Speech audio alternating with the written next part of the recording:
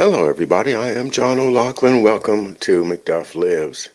And it's Friday, 11 a.m. here on the East Coast, April 14th, 2023. And we're opening up our show as usual on Fridays when we can to open chat. So if you would like to join us and have a comment or a question or anything else you'd like to toss at us, then please join us in the chat room. And hello to Corky Goss and Eek, back to you.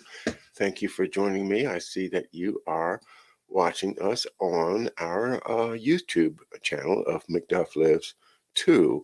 And of course, we are also on Facebook at McDuff Lives and on Rumble at McDuff Lives at, that's all one word. And if I have the privilege of speaking to some people both on Rumble and on YouTube, that would be great. Oh, hello, hello. Here is somebody on Rumble saying hello, and it's Numbers 25. Numbers 25, thank you for joining me in the live chat here, and glad to have you. Welcome. We are also broadcasting on Twitter, although I don't think you can chat with us on Twitter. So the other thing is that folks will not be able to see the chat on Rumble unless you watch it on Rumble, in which case you won't see the chat on YouTube. And that's the problem I want to see if we can't get worked through with some tech help, because I'd love to be able to see all of the chat at once. I see David Underdown has checked in on our YouTube chat, as well as Road Warrior, or Worrier, I should say. Okay, don't worry too much out there, Road Warrior. And Raz Vedka says, tumble to rumble. I like that. Well, we're here on McDuff Lives because that's where most of the people live right now that follow McDuff Lives. Um, my first channel was McDuff, Kennedy's Man to Smash the CIA. And, I think that's really is still the real meaning of my work is that, look at the spot that my dad was in and what he did and what happened, how he fought them. And it's clear that he fought a very lonely battle and one in which, he died alone. It was an amazing thing when I first started working it with George Webb, who opened my eyes to an awful lot of the real things that go on behind the scenes. And so I thank George for that. And I was able to write my book, McDuff Lives: The Life and Untimely Death of Thomas F. O'Loughlin Jr. And we launched that book on June the 6th of 2021, the um, 50th anniversary of his death. And then we launched it again in Ireland this past summer with my wife, Marcia. We went over to uh, County Clare and the county seat there, Ennis, and our good friend Edward O'Loughlin organized a terrific venue, and we had an interview with the local Clare FM radio. Clare FM is a major broadcaster in the west of Ireland, and I thank Pat Flynn for a very gracious interview. I've posted those on my social media. In other words, they're the easiest place to find things in the past is to know approximately when they were put up there, and then go over to McDuff's Uncensored at BitChute.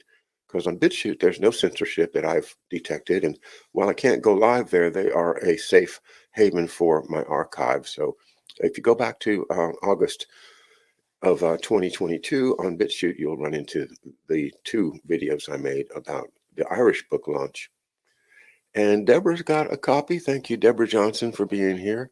And we now have 19 people according to the YouTube counter. And I'm going to check over here let's see. Numbers 25 says you could use internet relay chat for live chat and messages. If people stay connected, they can talk anytime and read messages.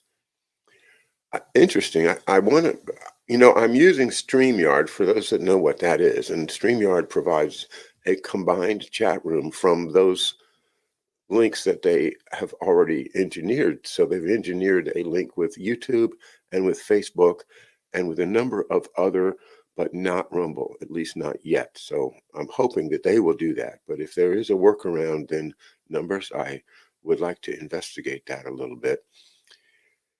I'm not a technical person. I've never been, but I'm learning. And my most recent venture is into Canva. If you notice uh, the screen that I put up for a thumbnail today, I made that on Canva, and it's a kind of a collage of the different images from this past week. President Trump, Mark Kulak, his front page, and his work has been very important to me this week at Housatonic Live.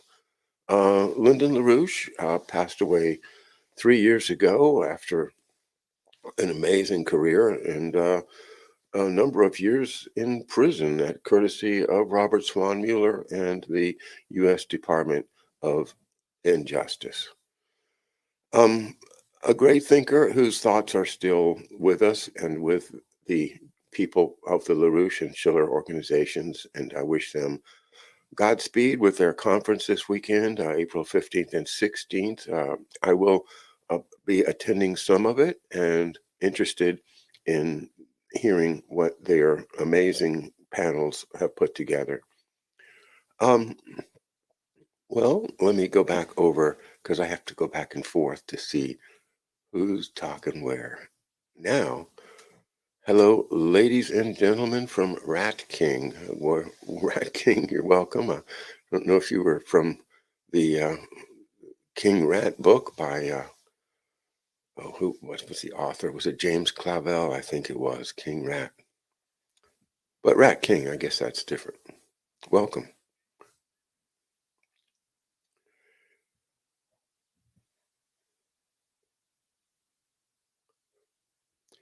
So much is going on, and it's interesting that nobody has a particular question yet in the show because we covered an awful lot this week.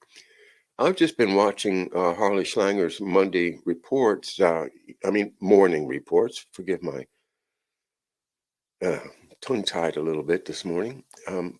His morning reports, which he posts about maybe 9 o'clock in the morning, East Coast time. I'm not quite sure when it first pops up, but every day, every weekday, Monday through Friday, you'll find that he has posted something on his Twitter. And also, you can see those at the LaRoucheOrg.com, I believe is their website. Oh, okay. The Rat King clarifies here. Okay, let's give him the floor here. Thank you, sir. I picked that name because I want to be a king and I love rats. That's all. You know, that reminds me, Rat King, of J.J. Couey and his amazing work at GigaOM Biological. You can only see it on Twitter, on Twitch, TWITCH, Twitch, and find GigaOM Biological. Uh, his work and Mark Kulak's work together form the vanguard of my own understanding, my own theory of what's going on with the you know what thing. And I'll call it the you know what thing or something else, the P, you know what I mean. And I'm doing that because I'm still on YouTube on McDuff Lives too. I won't have to talk like that once we're done with YouTube and we are all over to Rumble. And so please, if you haven't subscribed to my Rumble yet, please get over there and do that at McDuff Lives, all one word, and there's a subscribe button up at the top of the page. Let's see. Deborah said she would gladly listen to Dr. Mary's Monkey and Poisoner in Chief again. You know, I have, maybe I've lost Dr. Mary's Monkey if they took off. I hadn't thought of that. Yeah, I had not thought of that. Maybe that's gone too, Deborah. It's another reason I've got to just put up my own stuff. And you know, frankly, I'm I'm spending as much as I can right now on tech, and you know, I've even slowed down doing book purchases. Well, honestly, I haven't read all the books I purchased in the last 3 months. I see something, I say, oh, I've got to have that book. But then other things happen and I don't even read the book. There's a pile of them over there, about 7 or 8 books that waiting for my attention. All of them worthwhile too. So that's what I try to do, is maintain a current library. And when I find something that I really think is important for everybody to know about, I'm going to share it and read as much of the book as I think is important and make comments along the way, as Deborah Johnson knows. So yeah, that's what I've been trying to do. Um, let's see. So yeah, and Deborah, thank you so much for your work supporting McDuff Lives over the years. It's been great to have you in part of my life, and we would be glad to have you come back here to the Mystery Island studio, and we can do some more good stuff together. Um, Corky has a question. Bob Greenyer is traveling to Japan via Greece for interviews and research. Will you get him on one fine day? Ospreys may benefit. Thanks.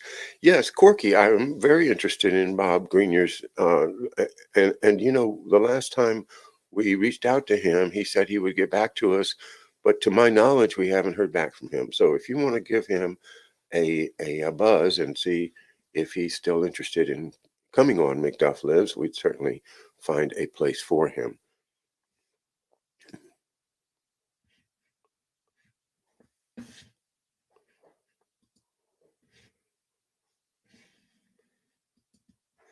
So I feel like I have two really great sources of leadership and information, but they're not working together. And I really encourage them to work together. And that means the medical scientific analysis that's centered around the the you know what, the thingy, the the analysis of the facts behind the narrative about the last 3 years. That team, you know, for me, includes Mark Kulak and JJ Cooey and Nick from Twitter. And I won't try to mention more because that's a lot. David Underdown, of course, is part of it too. And but you know, between me and those four brains, it's enough for me to try to put it together. But I did try to put it together this week in a show that I called The Two Faces of You Know What, COV blank blank D. You know what I mean. And anyway, that show, I think I'm going to, Marcia is going to put that on an audio podcast, just cleaning it up, you know, audio wise, and packaging it real nicely. So it'll be on all of the major podcast services, along with the other, I think we have up to about 14 of these nicely produced audio podcasts. The company that puts it together is called Buzzsprout, and that's where you can find a link to all of the different services, such as Spotify and iHeart and Google, and I can't remember the names of them all, but there's a dozen of them or so that you can hook up with, and that way you'll always get the latest podcast from McDuff Lives podcast, produced by Marcia.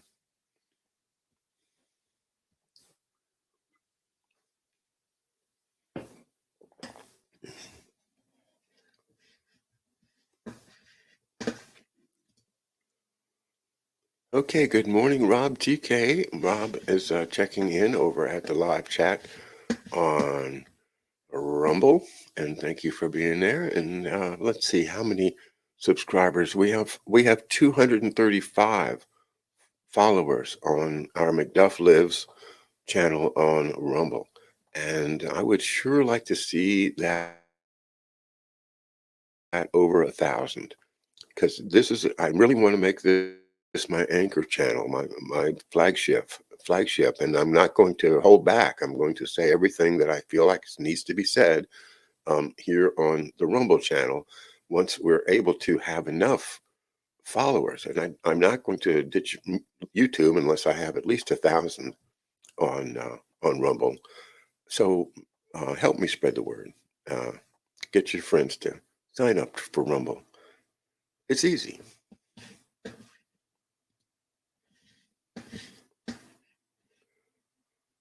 So that's the two things that I'm talking about again, just to get back to my general comments for the day, and that is this week has produced to me a great deal of fantastic leadership that I can glom onto and follow.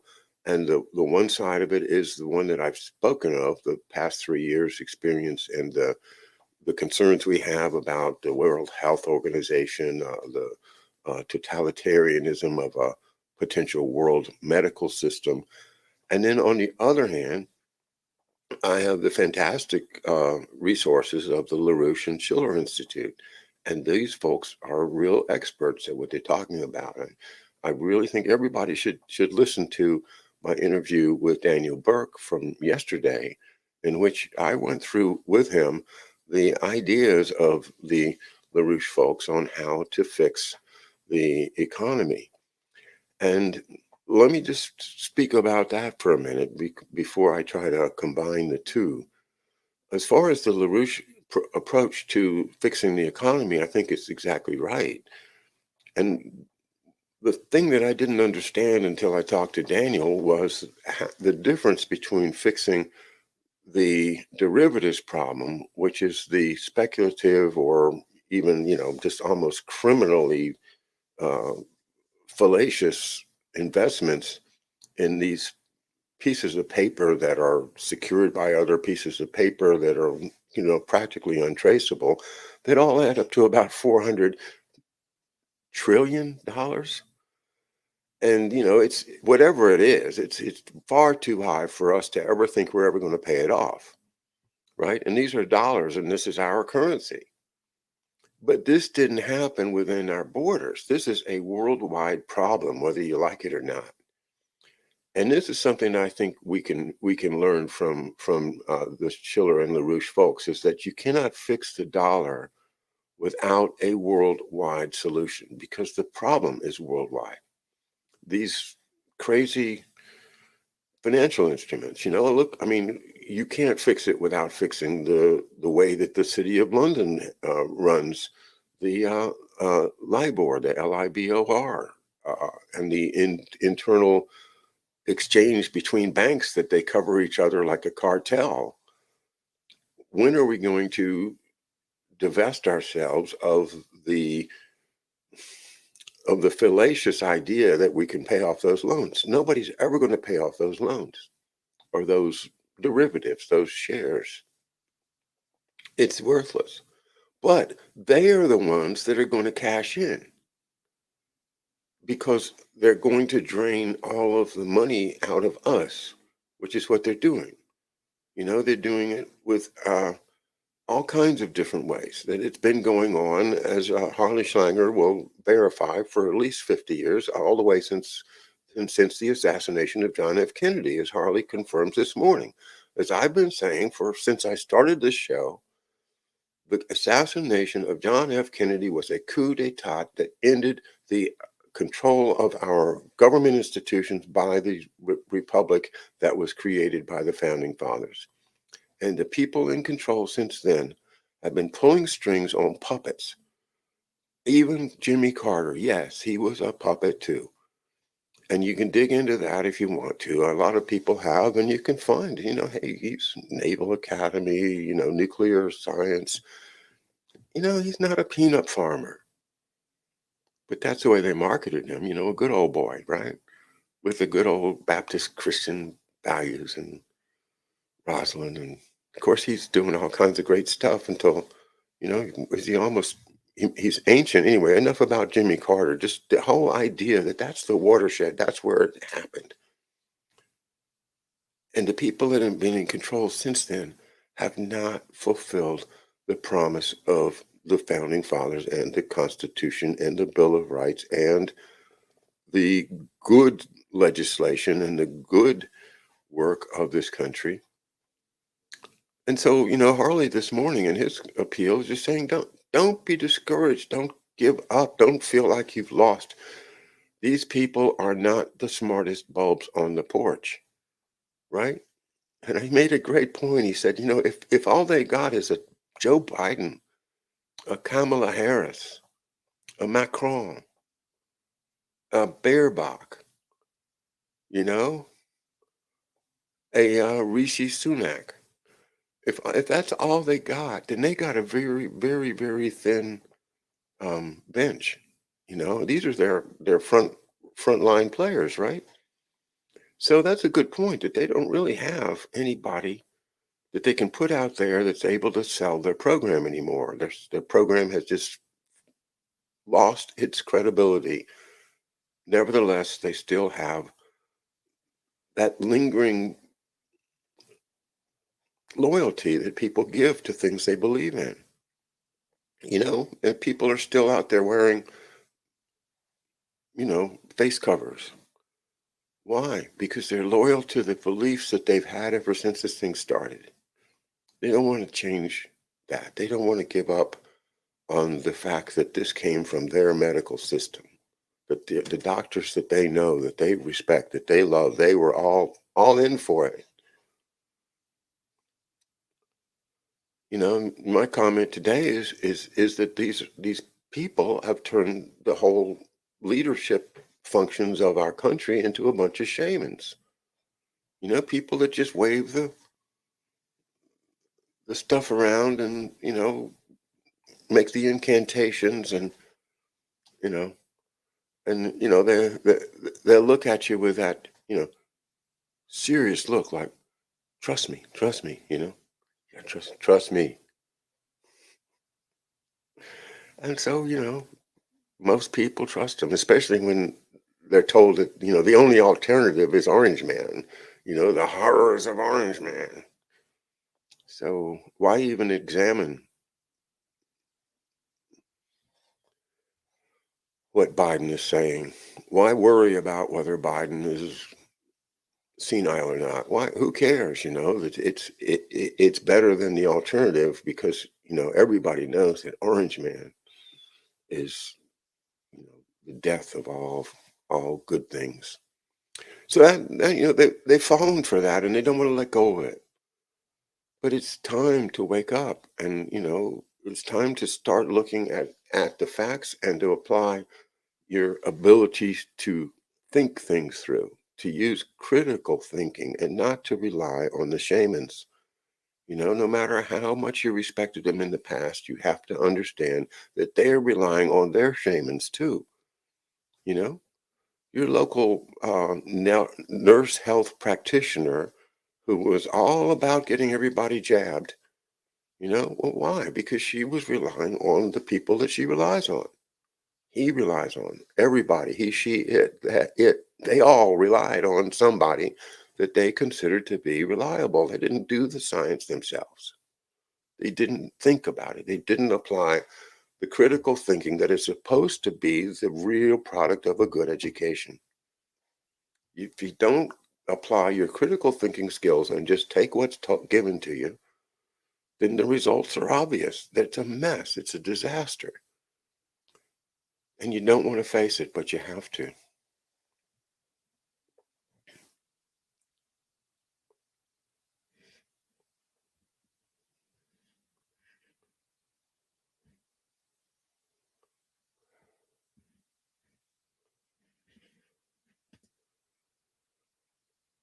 Good morning or hello, wherever you are. Aptelaka Luman. I don't have any idea. Is that Dutch, maybe? I don't know the name, but it's a beautiful name, and wish I knew how to say it better. Anyway, one can't pay back debt with debt anyway. That's exactly right. That's what they're doing. They're saying, "Oh, I'm going to borrow from Peter to pay Paul," and but the problem is that all of these debts are secured by the resources and the treasury of the United States of America. So we have a pretty good handle on the fact that this 3-year disaster is unfolding. And, no matter how many talking heads they put out there, the facts are coming out. And no matter how much they try to scare us, that the more they try to scare us, the more we realize that it's all about fear and it's not about facts. That's the basic theme of my presentation, The Two Faces of COVID, in which I present, the first face, which is the actual um, lab work that creates a synthetic, clonable product that really can be sprayed and it really can make people sick and did make people sick, versus the general idea that everybody's got it if you test positive on a certain test. And that one is what, that's the smoke and mirrors. That's the Scooby-Doo, as J.J. Couey would put it. And so I urge everybody to watch and support J.J. Couey's work. He's really done a fantastic job of critical thinking as a serious top flight biologist. Excuse me.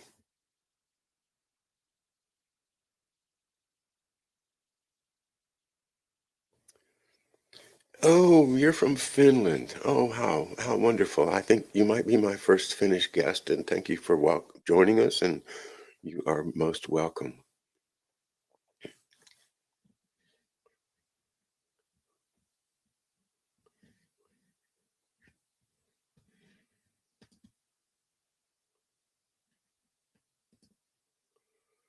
It means learn to read, but it is deliberately misspelled. Okay. Well, you guys, you joined NATO, for better or worse. I hope it doesn't have bad results. And, there you are now, part of the great Western alliance against the evil empire of Vladimir Putin, the latest bad guy.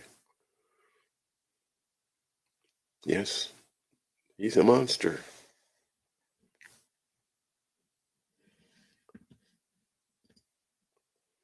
Hello, freedom. Always glad to have some freedom.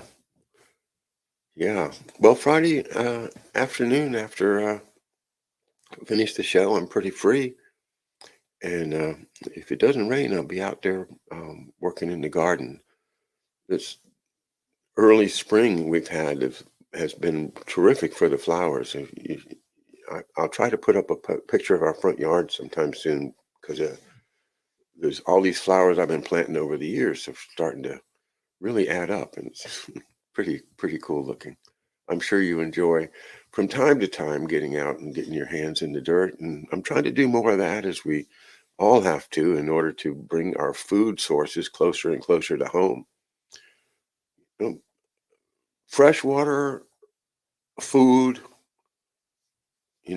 most people can find some shelter somewhere, but it's the food and the water. And between those, probably the food is the most difficult one to get if you don't, live next to a farm or something. So everybody needs to have a food plan. How are you going to survive if the dollar crashes? Okay, now let's get back to what I'm talking about with the two sources that I've gained this week of leadership, of real. We can go forward with this because it's been based on critical thinking. And so I think we need to move forward in analyzing what JJ has come up with in terms of that. Also, I'll throw in also another good thinker, Denis Rancourt from Quebec. Dennis Rancourt in English, and he's of course perfectly bilingual. And his statistical analysis is really good. You can catch him on Twitter, and he has a web page. But he's a real serious published statistical analyst who's past work and what he's done with regard to what you call all-cause deaths, or ACDs, or excess deaths, as Mark Kulak has been looking into them.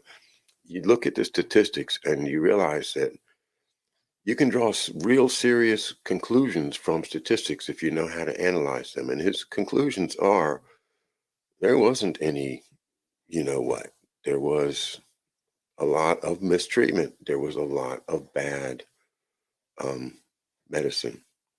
And, the details from there can be gotten from him, from Mark, from JJ. And, just keep your eyes open because more and more people are catching on. So the people that are working desperately to unmask the psyop, the medical psyop, have also a concern about what's really behind it. Is this all about world government? Is this all a way for them for instance, to track us all? And once they get something into us, into our bloodstream, they're going to be able to track us for their genomic, their great human genome studies? Or are they putting something poisonous that, will shorten our lives, or will, a sleeper thing like prostate cancer did to me? You take their product, and then 30 years later, you are lucky to live through it. And I'm still very grateful for my treatment, because if it hadn't been seen and treated immediately, I wouldn't be here. I'd be dead. So yeah, I mean, these are life and death matters. And if you lose control over what goes into your body, to anybody, to a local government or to a world government, then that's really, really the end of our ideal of freedom. As a matter of fact, it's beginning of, perpetual slavery for mankind. So yeah, malpractice en masse, says Corky. Yep. Well, that's what happened. You get seduced into following a guru, and the next thing you know, you've stopped your critical thinking. That's simple, put it together. Now, look at these two groups that I've analyzed this week in my shows this week, and consider how powerful it would be if they were to unite together. How powerful it would be if they were to unite together and find that they could support the presidency campaign of Robert F. Kennedy Jr. You know, I think RFK Jr. has a small but very dedicated constituency right now. And I think the same thing about Diane Sayer, this U.S. Senate candidate for New York, who has an election coming up in 2024. And why can't this become a much bigger thing together? Well, I don't know, but that's my suggestion, is that the people that are involved in the medical stuff, and the people that are involved in the economic stuff, which is the real strength of the Schiller LaRouche folks, is the economics and the history of economic policy. There has got to be some synergy that can be created that may propel us into a real, good new world order.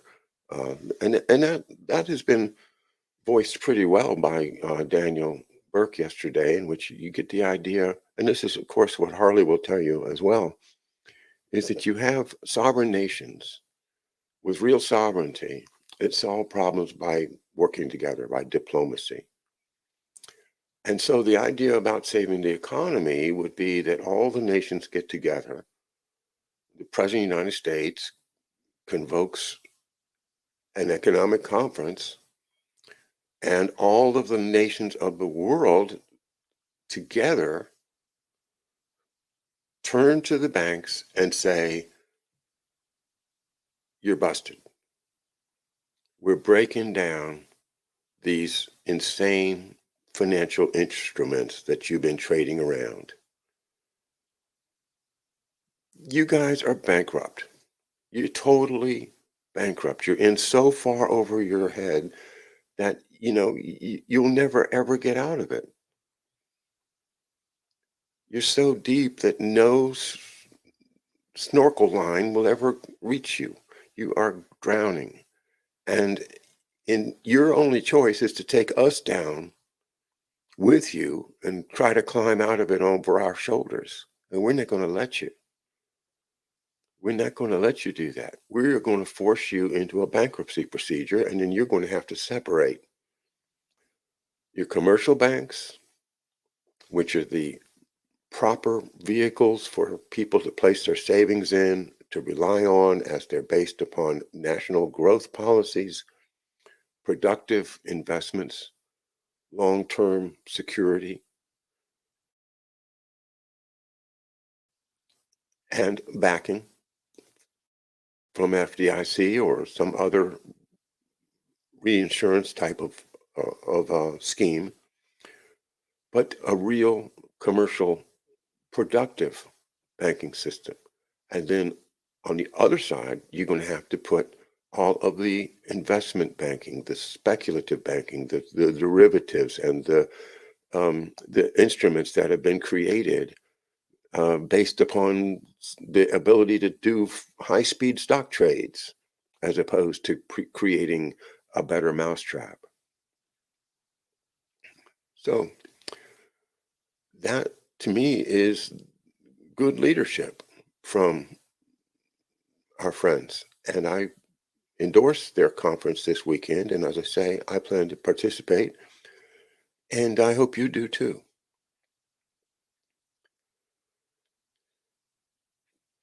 So those are the two things that I think we can make progress on. And I intend to keep going on both fronts. I think it's a mistake to assume that they can't work together. And, most likely, um, if RFK Jr. has any chance at all, it must be from support of people who think outside of the two-party system, people who have been looking for leadership.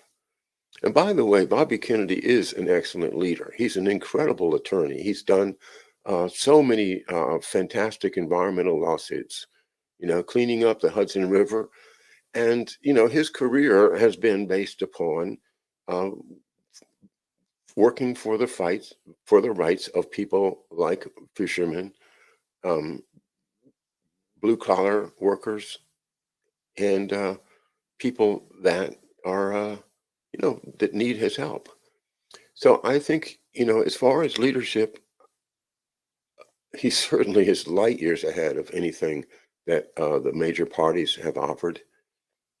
Well, I don't know. President Trump's a good leader too. It's just that I think he has so much baggage, and so many people have maybe, maybe he owes people things. I don't know.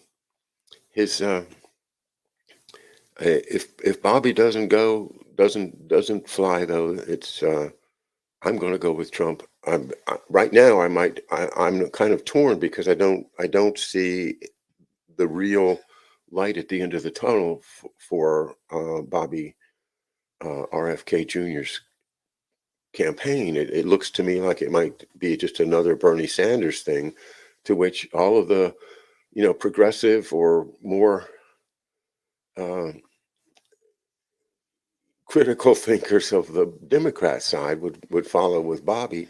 But then at the end, he's forced out, and all of those votes and the money, like Act Blue, right, or the Act Blues, as George Webb pointed out, the scheme of getting that support together, and then, you know, at the end, just kind of sweep it off the table, you know, nobody will see. You get rid of the candidate, you keep the money. I do hope that people don't let that happen ever again. So I want to see a groundswell, and I think the potential for it is on these two fronts: the economy and the healthcare system.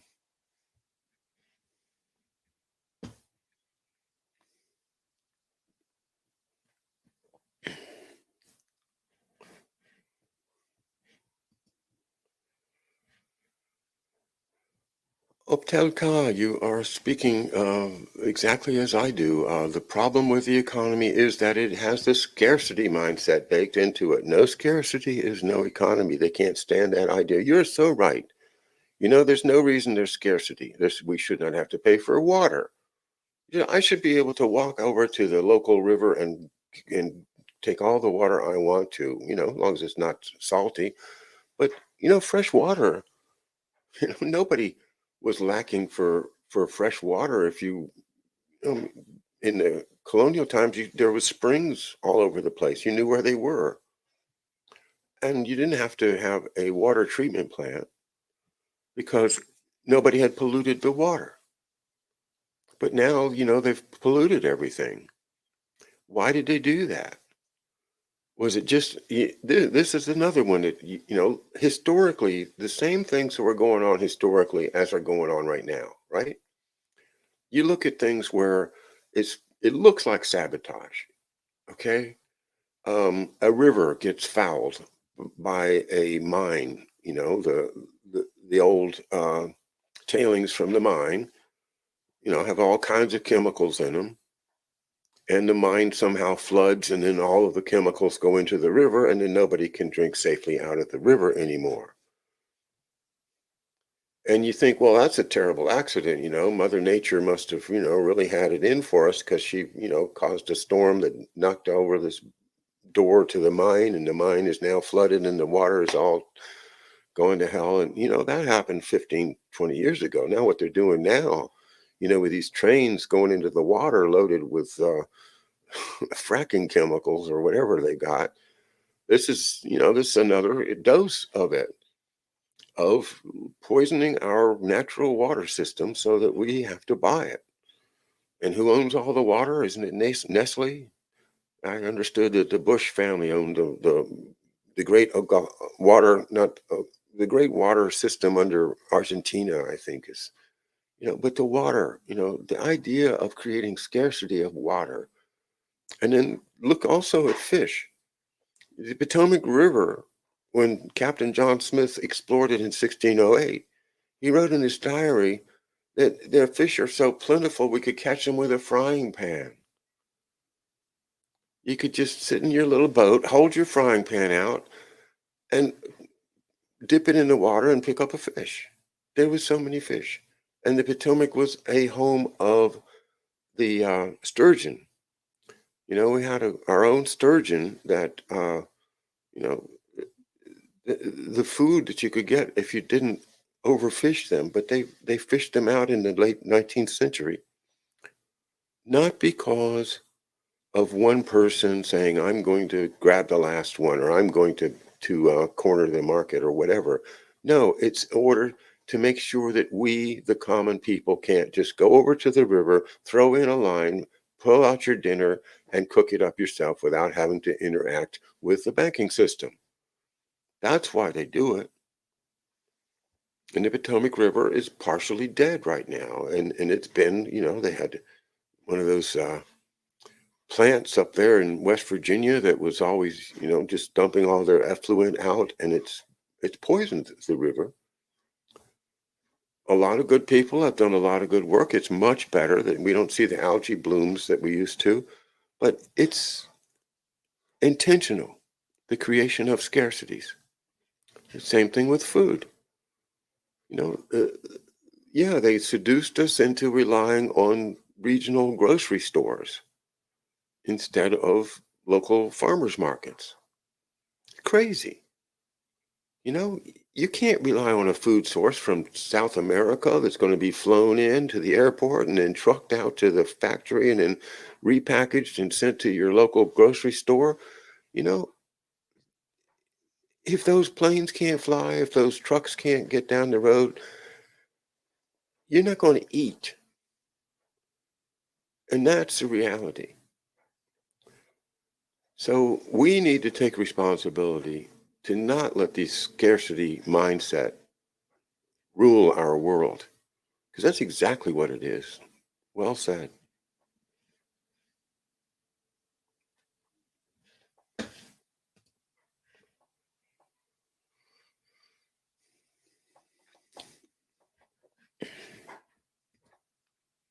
Hey, Donnie. Um, Bobo Brazil. Elections are 100% fraudulent and have been for some time now. No, they're not 100% fraudulent. I'd say they're, 10, 20, 15, maybe 30% fraudulent. It's a big difference, okay? If they're 100% fraudulent, then don't vote. Why bother, right? That's what, my friend um, Peter Duke says. It's all fraudulent, don't vote. No, they can't make everything fraudulent. They can't, you can fool some people sometimes, but you can't fool all the people all the time. Now you see the light. Stand up for your right. Get up. Stand up. Don't give up the fight. Okay? I'm saying, between, 5% or hanging chads or uh, in any particular race, if it's close enough, then the corruption can control it. But there is a point where people are going to say, wait a minute, my BS alarm's going off here. That's not a fair election. That wasn't fair. And if enough people see that, and the only way you're going to see it is if you vote. And if you don't vote, then not only are you not going to see it, but nobody else is going to see it. So that's my position. I respect those that disagree. Captain Whippersnapper, the two-party system is a deep state trick and only a tool for division from its inception. Yeah, I agree with that. Nevertheless, you've got to pick the lesser of two weevils. You have to. You cannot let the worst weevil win. You know, that's the whole basis of our, Trump versus Biden thing. You know, weevil versus weevil. Which weevil is worse? That's the judgment you have to make and vote for the other one.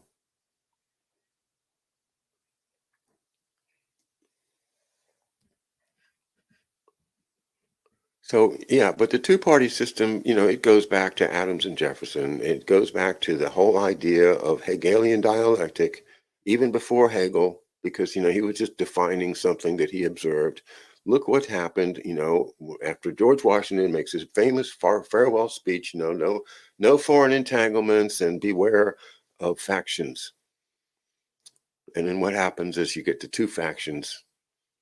John Adams for the monarchical aristocracy faction, Thomas Jefferson for the common person aristocracy faction. And, he, as an aristocrat himself, was the promoter of individual rights and the agrarian lifestyle, but along with that, completely accepted human slavery. That wasn't because he didn't believe that everybody had rights. He just believed that there were races, and he was under that um, misconception, that belief in a false doctrine or false science that was the most prevalent belief of his time. not only in the South, but all over the world. And that, we have to deal with that. We can't just say, well, he was those people that held slaves are completely wrong. They're completely wrong. They're bad, because it was a very, very common belief that these races were different and that the race that you're in is better than the other races. Wouldn't you say that if you say, oh, well, there's 7 races here. Which one's the best one? Mine is, right? No, that's all just more psyop, but it's real.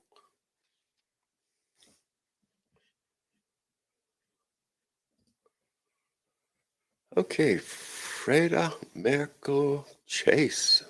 Good morning. Wake up. Okay. Your talk on the formation of the conservative liberal paradigm was good, and of course, I need to listen to it again. Oh, thank you. I see how they're both moving us towards what Julianne is talking about in this presentation in Oklahoma. Oh, I'm afraid I haven't seen that, but perhaps we'll look at it after the show.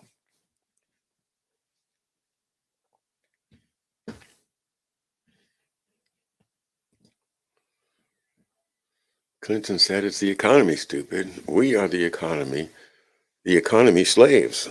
We're the slaves of the economy. Yeah, but it is the economy, stupid. And yeah, what was his name? That skinny guy from Louisiana. It's the economy, stupid.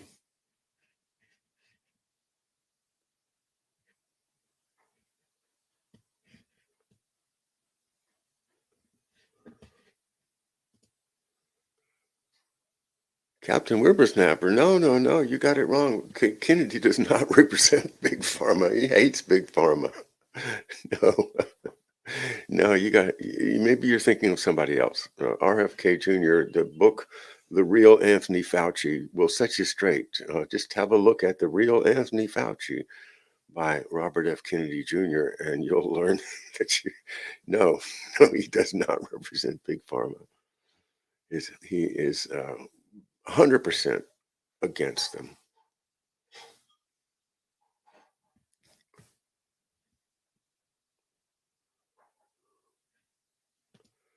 Hey, Brightmore, Nestle Great Lakes. That doesn't sound good.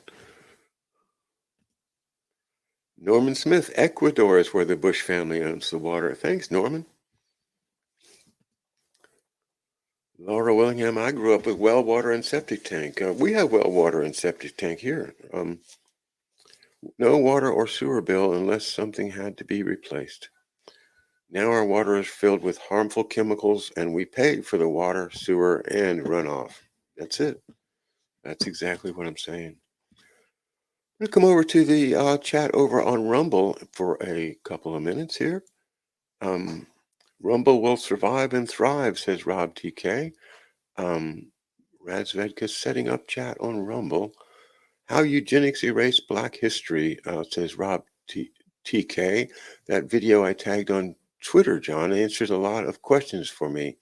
Yeah, it's a 2-hour video. I will try to read it, to watch it, Rob, but if there's any summaries or, just the basic takeaways, because I don't have time to watch too many of these videos, especially when they go on for 2 hours. Not that it's not worth it. I'm sure it is. What they did to the blacks is what they have done to us all at the same time. We just never saw it. Numbers 25 says, I am loyal to Trump. I don't believe there will be free and fair elections. Yeah, I agree with you. But on the other hand, if there's 150 million votes for Trump and, there's not really any way that they can overcome that, it could be that kind of a landslide.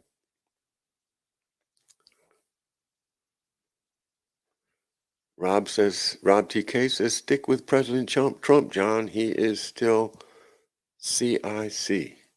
Okay, well, maybe, I don't know. There's a lot of people that are saying that. Commander in Chief, of course. Trump should partner with RFK Jr. to revamp our government, says Numbers 25. I agree with that. Rob says the revamp is coming. Trump Kennedy 2024, says Baker, AKB Baker. And Hey, it is Angie. Hi, Angie. Rob TK and Angie are conversing about eugenics over on the Rumble chat. So great. I'm glad to have some action going on. And you guys that have followed me at Rumble, I am very, very grateful to you. We have now got 235 followers. I'm sure you are all one of them, and hopefully, very soon we'll start moving up towards four figures because, like I say, that's going to be my goal to get to 1,000, and then hopefully I won't feel like I have to hang on to connections at the at YouTube, which is still the greatest reach of any of these services by far, and yet the most difficult with regard to censorship and outright, disingenuousness. Giving me strikes for things that I don't do and then denying the appeal without any chance to argue it.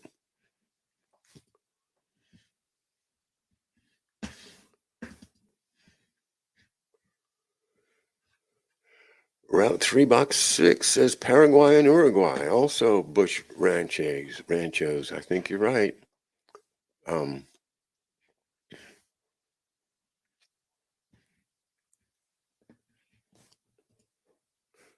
Road Warrior, hello. The U.S. Army Corps of Engineers, Section 9 of the Rivers and Harbors Act of 1899 authorizes the Corps to regulate the construction of any dam or dike across any navigable waters of the United States.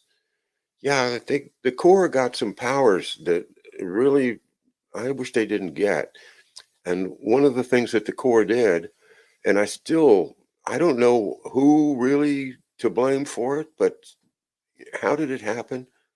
But they came down the Potomac River and they sprayed poisons all along the banks of the river to kill off the vegetation. Now, I think their idea was that they were going to have a lot of ships going up and down the river, maybe to Washington in a national emergency, which doesn't make any sense anymore because you get there faster with a car. But to drive a ship up the Potomac is crazy because it just takes forever. It's a big curve, and it's like 50 miles from the Chesapeake to DC, or more than that maybe by the time you've gone through all the bends. And then there's shoals and narrow places, and you just don't doesn't make much sense. But for some reason, they sprayed all of the reeds and the cattails and the habitat where the crabs grow and where the fish um, grow their eggs, and the whole idea of the Potomac River being full of life, they tried to kill it. And I don't understand it. I haven't done enough digging on it to see exactly who did it or why they did it. It was the Corps of Engineers, but who authorized it and what was the real reason for it? I think it was scarcity. I think it was all, once again, the people are not entitled to go to the fish, to go to the river, cup your hand, drink some water, throw in a line, and pull out your dinner. You're not entitled to do that anymore. That's the new rules. It's a rules-based order for you, isn't it? Well, it sucks.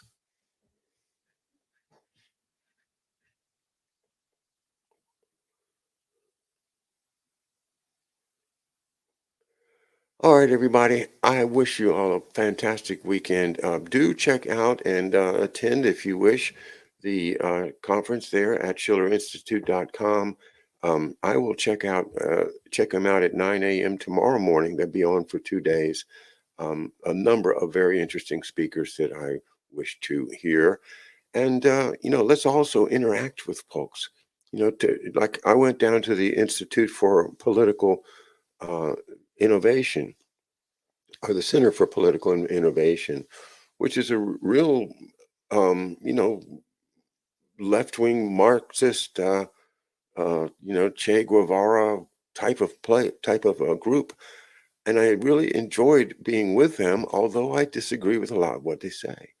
but they're reasonable in terms that they'll talk to you. And I think that the more that we can go out into areas that people, like if you don't think that you can get along with somebody that disagrees with you, then try it, you know, do something. And because it really is, we really are at the crossroads of civilization. And it's our duty to preserve, protect, and defend our Constitution and thereby protect the human rights in this country and all around the world. It's, we're playing for the whole ball game right now.